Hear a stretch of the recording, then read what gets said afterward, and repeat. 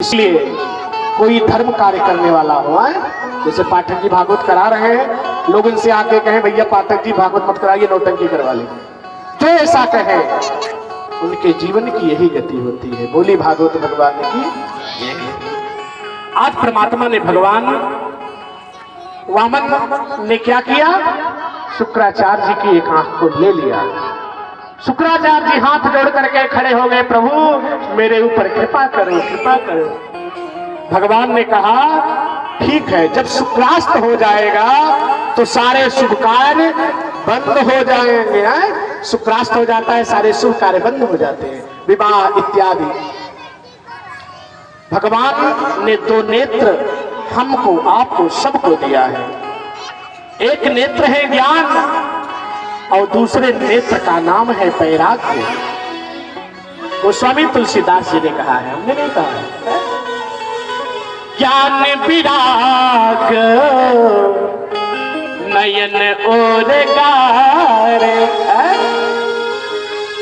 शास्त्रों ने एक नेत्र को ज्ञान और दूसरे नेत्र को वैराग्य बताया है।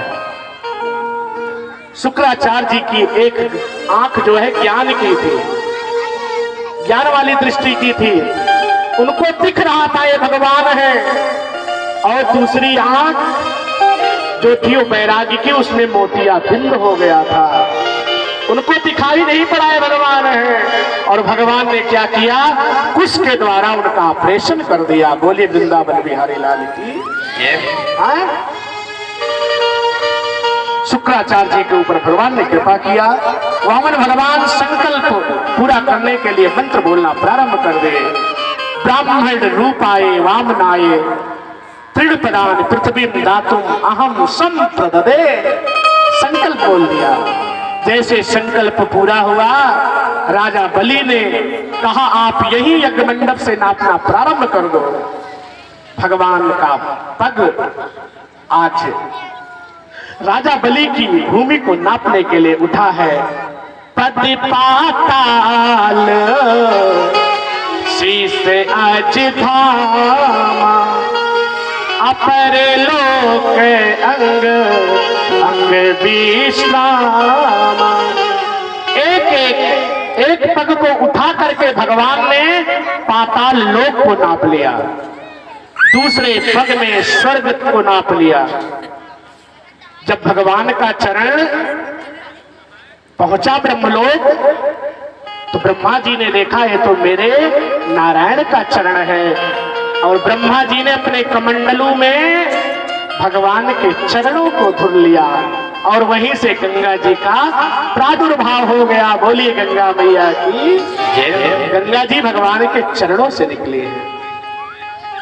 भगवान ने दो पग में सब कुछ ले लिया। भगवान ने कहा तीसरा पग कहां रखो। आज तुम्हारा संकल्प अगर अधूरा रह जाएगा तो तुमको नरक जाना पड़ेगा। तभी राजा की पत्नी विंध्यावली वहां आई। उसने कहा प्रभु मेरे पति को आपने क्यों पकड़ा है।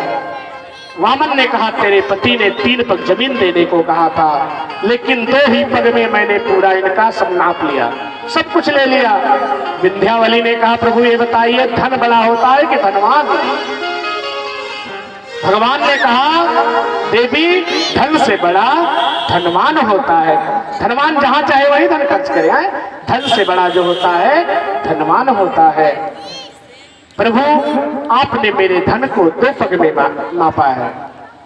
धन से बड़ा अगर धनवान होता है तो तीसरा पग में मेरे पति को नाप लीजिए। भगवान प्रसन्न हो गए। भगवान ने कहा देवी अब मुझे कुछ नहीं चाहिए। उसने कहा मेरे पति ने संकल्प लिया है, अगर इसको आप पूर्ण नहीं करोगे तो मुझे बहुत कष्ट होगा।